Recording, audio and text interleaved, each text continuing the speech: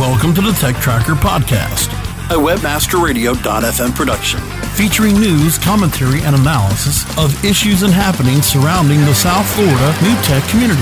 Now, from webmasterradio.fm world headquarters, inside Caffeine Spaces in Boca Raton, Florida, here is your host.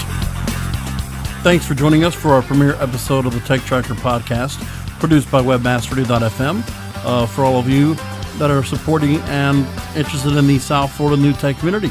I am Brasco, the king of podcasts. If you see, that's my name on Twitter. And, of course, you can always find out more information about webmasterradio.fm at our website, or you can download our mobile app through the iTunes Store or through Google Play. And we are happy to have assembled a large group of people here in our studios to speak on our premiere episode. And we're going to talk to a couple of business owners that are here, some that are starting up with brand new business models, brand new business plans, and those that have had some existing businesses themselves. They're starting up new businesses now, but have some definite experience in their fields going back for many years, some that have been for decades. So we're going to go and speak to some of those people right now.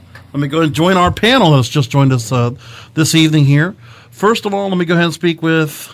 We have Robert Simmons, who's with Air Grown Systems. Also joining us is Demi Pietchell with Mixed Media Fusion, and Tara Husband from Edgy Social Media. And Tara, let's go ahead and speak with you first. A brand new business model that you're starting up that you presented last week to a lot of our community members that were able to go ahead and attend the Citrix Geek Think Tank. The new company is called DrugPlug, where you plug in the name of your drug and get live social media feedback. Sounds fascinating. Now, let me go ahead and turn things over to Robert Simmons. Robert, first of all, how long has your business been in existence? We started prototyping almost 5 years ago, just a little over 5 years ago. About 2 years into it, we were introduced to the incubator program at IRSC, Indian River State College. Now, tell me about the incubator itself. Just some of the things you had to deal with when it came to, I guess, the things you were not aware that you didn't realize would come to you as a starting business. What kind of infrastructure you were going to have to set up, what kind of incurring cost you were going to have to put up right away. Well, when you're a startup company, one of the first things that you realize very quickly is that your most valuable resource is cash. That's the one thing that you're short on. So in order to get discounts on things and in order to get great deals on things, you have to look for these. So when we got together with IRSC, the first thing they offered us was a nice storefront on US 1 in Stewart, $400 a month. That included internet access, telephones, that included copy machines, that included instructors from IRSC and business professionals from IRSC, as well as their video, their media department. There was a lot of resources that came with that originally we didn't even begin to realize that we needed, never mind that we couldn't afford. Now, how much time did it take for you to really get everything full speed ahead from the time you entered the incubator to when you were basically starting off and were bringing in clients right away? Within 30 days. I mean, it was absolutely amazing. And we would not have grown as fast as we did. Well, I mean, when you have the mentorship of the professors, that is just a huge, huge benefit. Okay. You mentioned you worked in, what was your field before you came into this business? Aviation. Did anything that you did in the aviation field ever get you ready or prepared to get into this business? Well, when you're in a retail business, okay, you're buying and selling equipment, or you're manufacturing a product and selling that product retail. That definitely helped. However, we did not know then, didn't have any idea then of the shortcomings. We learned that very quickly when you have resources around you that you've never had before. So we were able to actually, the name Accelerator is a fantastic name because they actually did accelerate our business. Excellent. We were able to do in 3 to 6 months with them what would have taken us 2 years on our own. Now, doing an incubator program, I mean, do you see any of the similarities that were presented here for this accelerator program called Biz Freaks, as a matter of fact? Any similarities, anything that was different that you saw that would have been even better incentives than what you were given? Well, the one thing that the Accelerator program is offering startups is they're offering them some cash to help them get through those first 3 months while they're going through the program. The mentors that are available to them are phenomenal. The other businesses that work together, one of the ladies that's here with us now, she does search engine optimization. She does a lot of things with social media. And this is actually a weak point in my company today. So by being here and getting the introduction with her and her being excited about my product and what it can do, now I've got additional help that I didn't have before today. So this has been a fantastic evening here for me. Excellent. Now, I want to go ahead and take a few minutes for Demi and Tara to go ahead and participate here. I just had a few things, I guess. First of all, Demi, give me a little bit of your background, and then give me a little bit about your current company, your newest project you're working on right now. Well, my background, I went to NYU. I went to film school there, and I went back eventually for my master's in interactive television. I went to NYU ITP, and then I moved out to LA for 5 years. I was on a viral marketing team there when it was experimental. It was back in 2008. It was for a site called thisnext.com, and we had a marketing team of 10, and basically like went out onto other sites and figured out, how each ecosystem within each site worked and how that could benefit our own site, and just, pulled back intel about all of that. And moving on from there, I did a lot of premieres. I did a lot of events, things like that. I was a club promoter, basically everything. And then, came back home to this area. This is where I'm from originally. I've lived here since I was 7. And, just started up doing things here. So Brooke and I just started our new company, and Brad, and we call it Mixed Media Fusion. And that's Brooke Knight and Brad Newell, correct? Yeah, Brooke Knight and Brad Newell. And we started it about 2 months ago, and just incorporated about a month ago. We're the first company to incorporate out of caffeine spaces. Now, one thing I want to mention is that with your background, from what I've learned of you, there is something, especially with the in the tech community, where you have to be a jack of all trades. There are so many hats you have to wear in your head. You have to have a literal tool belt full of all this different knowledge, all these different skills that you have. So, Robert was mentioning you were working SEO. Of course, I know you're working with companies that help with affiliate marketing, internet marketing, full service in general, and then the work with high-profile brands and companies that you've done in the past. Question is, take me to how much struggle it might have been if you would have had an accelerator. That's the question. If we had this accelerator environment for you where all these different pieces could be put together in one place, would you prefer that in hindsight based on what you've gone through? It would have been wonderful, but even when I was starting out, coming out of my master's, nobody knew what social was yet. Right. It was so new. So, even coming into that space, it was like, being a part of an accelerator, an incubator, even, just coming through and learning it that way. And part of the experience that I had at ThisNext, was a startup. And part of the experience there was, to have this sort of playground of resources where we could go out and do all these things. So I feel like that was part of my education, was something that was an informal accelerator. Now, one question to Robert, just want to follow back up with you real quick, because the idea is, when it comes to when you did the incubator, when you were at the ERSC incubator, when was that? What year was that? 3 years ago. Okay. When we started. And there have been significant changes when it comes to mobile development, when it comes to even technology itself. We're moving into a new HTML now. For people that need to do coding, there's a lot of changes that have been made in an instant, just complete changes that are going on. So, absolutely. Is there anything that you felt like, that's the other thing, I guess, if you're in a college environment, are they going to keep up with the technology? As opposed to an accelerator where you have individuals that are working on this each and every day, like a curriculum in college, they're only going to know so much, or they're going to be able to provide so much. The benefit of an accelerator type program, as far as from what I've seen this evening, would not only benefit startups, it would benefit ongoing businesses. There's resources that they have here that people need that they don't even know about. So I don't know how the evolution of that accelerator program is going to go. But, for example, my business is already to a point where I have customers. I'm doing sales, commercial and residential, and there's resources they have here I need right now. So right. Even if you're not a startup, this is still a great program. Okay. I want to go to Tara Husband now. I wanted to just ask a quick question. Now, I'm not sure of any details, but there's a company that you are now starting up, and I prefaced it at the start of the show.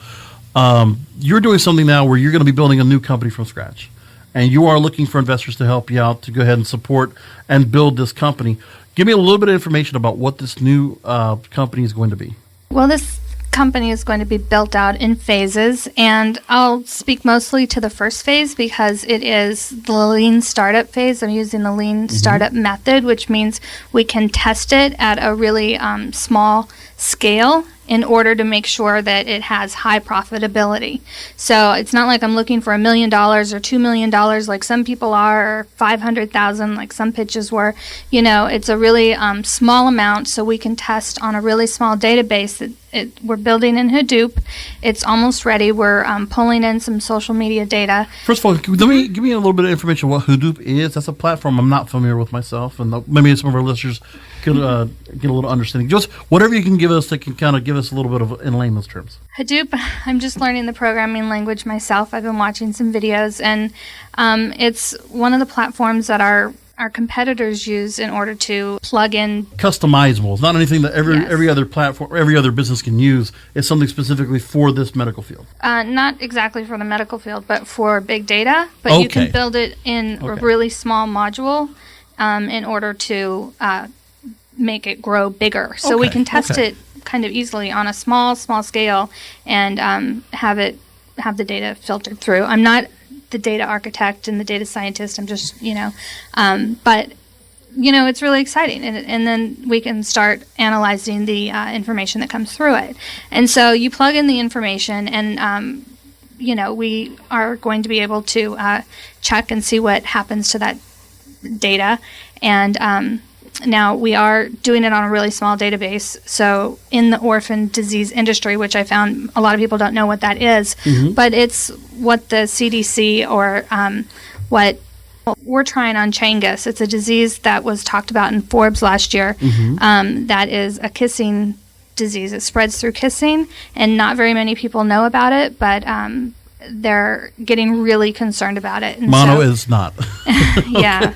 And they're calling it possibly the new AIDS of America. So we're trying to get on it first. No, and you know what? Something like that, it's a call to action. It's a great idea. It's just that, if there's some way to go and get this data, this information out there, that's a great thing that's going now. What I want to get back into, I want to go and steer into the fact of you're in the same situation as some of these startups that would possibly look into joining an accelerator program. So when you listen to the presentation that was given by Alan Schimmel, who's one of the organizers of the program, how did you take it, and what did you think about if this could apply to your business? Well, I've seen accelerators around the country popping up, and I've looked into them, and, to be honest, I mean, when I raised funds before, it was on handshakes and with people that I knew, and to be perfectly honest, it is so hard, I think, in our generation to trust people.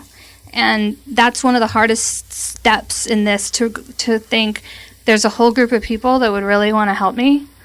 And that's kind of what I'm left with with seeing. Now I met Mark and Demi and this group of people and, some of the people here several years ago. So that's really exciting, because we have relationships and everything. But I guess I have to see it because, it's my family and my husband, and it was just kind of us building tech. Right. And now, so... Okay. Well, my next question is...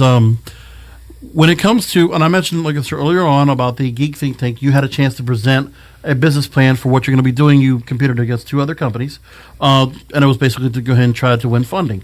So in the same environment, this accelerator, this is another competition basically for you to be one of, at this point, 5 initial companies that will get a chance to get some kind of funding and get started into this curriculum. So question is, when you have this opportunity that you had previous, and you're going through the efforts of trying to create this plan so that your plan is good enough to win the ears of investors and say, yes, we want to fund you. What have you learned from the experience you had a week back?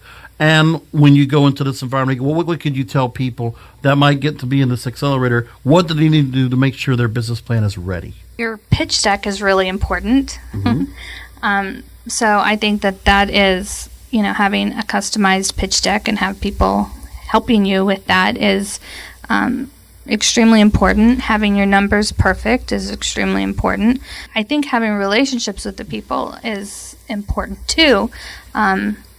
So you have to have a model and you have to be able to sell it. So, Demi, I want to go and get back over to you real quick, because this is based on your field, going back into your work in film and a lot of work, just in that high profile space. Is there anything to be said about how you present yourself to these accelerators when you're doing that initial pitch? If there should be a lot of smoke and mirrors that help to really draw people to what you're doing, or are these investors too smart for that? I would limit your presentation to, here's what I have, here's where I'm going, here's what I need to, here's where I need to get, and here's how I'm going to get there, and this is how I would utilize the money that you're giving me, and just keep it really basic like that, and just show them, because you only have between a minute and 10 minutes to pitch. You have to be really quick about it, and you have to get the person's ear very quickly, but you also have to understand your business model inside and out to know what I have, where I'm going, and where I need to take it, and what I'm going to do with that money. Okay. And Robert, one as well, just the idea of how you have to deal with, if that still applies, even going back to your years of experience before the digital age and now. Presenting yourself in a light where smoke and mirrors, really creating something that's really, really amazing and really eye-popping is something that you need to do when you're presenting a new business. No, that I would not do. What I would do would be concentrate on facts. Concentrate on your financials and make sure that you can justify them, okay, and focus on your plan going forward. Absolutely, because that's what they want to know about. They also want to know about an exit strategy. Where are they going to get their payback? That's an important part to them as well. Okay. With that said, I just want to go and find out what any last thoughts here about if you had a chance to tell other people that were not able to participate in the accelerator. This is questions to pose to every one of you. What would you say to them about, even a call to action to those companies that are looking to do something here in South Florida? They're trying to go ahead and create a business or trying to get an idea pushed that could become a business. What are you telling people to do to get up out of their seats and do something? Robert, first, I'll take with you. All the good ideas in the world and all the great dreams in the world won't go anywhere unless you get out of bed and make it happen. It's not going to come to you. It's just like if you want to win the lottery, you have to go buy a ticket. So simply here, if you want to promote your business, if you want to grow and build a business, then come find people that are successful already and get that mentorship from them and let them help you with resources that they know about. There was a gentleman that I was speaking with earlier this evening that I helped him find a resource for cards. So something as simple as nice business cards. So the things that you get from these type of programs is just an invaluable resource. Get out of bed, get down here, and do it. All right, Tara, I want to go to you next. I've had good business ideas and I've had bad business ideas. And I think I've had ideas that I've been really emotionally connected to.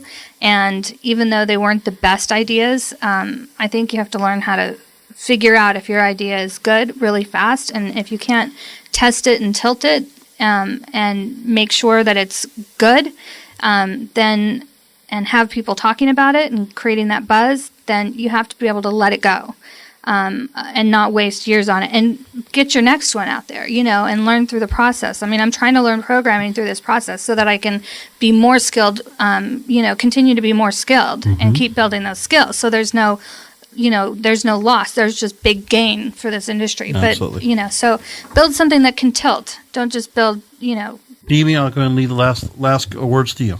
Well, I actually wanted to talk about what my company is doing with Proforma IT, which is basically setting up a pre-accelerator where people are coming in to give they're getting advice from us and basically, coming in with either their ideas or we have a preset idea which we're packaging with the right people, utilizing the recruiter skills of Brooke's company and all the marketing skills of my company and, coming together and going over business plans and things of that nature to make those companies viable, not just on paper, but, with a polished pitch to put in front of investors and get that kind of money together for them to continue with what they're doing, but do it, in such a way that they're entering into an accelerator with a polished product. Perfect. So, Robert Simmons, Demi Pietchell, dear husband, thank you so much for joining us here on this New Tech Community Roundtable, and we will work on getting you another edition of this podcast very soon to you. Of course, look for it here, facebook.com/Caffeine Spaces or facebook.com/New Tech Community. I am Brasco. You can find me on Twitter, The King of Podcasts. And, of course, I can't go without leaving the air without talking about of course, my radio network that, of course, is providing the hosting for this program, webmasterradio.fm. We're the world's largest online radio podcast network for the internet marketing and business-to-business marketplace. Thank you so much for joining us, and we'll talk to you very soon. This has been a presentation of webmasterradio.fm, the world's largest business-to-business radio and podcast network. We welcome you to sample past episodes of this program, as well as our complete library of programs, on demand or on the air via our 24/7 live audio stream at www.webmasterradio.fm. Webmasterradio.fm has compressed thousands of podcasts and all of our radio shows into the ultimate internet marketer's knowledge base. Introducing the Webmasterradio.fm mobile app, absolutely free and now available for iPhone and Android users. Listen to our live broadcast at the push of a button or access our complete archive of shows past and present, like SEO 101, Affiliate Buzz, The Shoe Money Show, The Daily Searchcast, and so much more. Download it from the iTunes App Store or the Google Play Store today.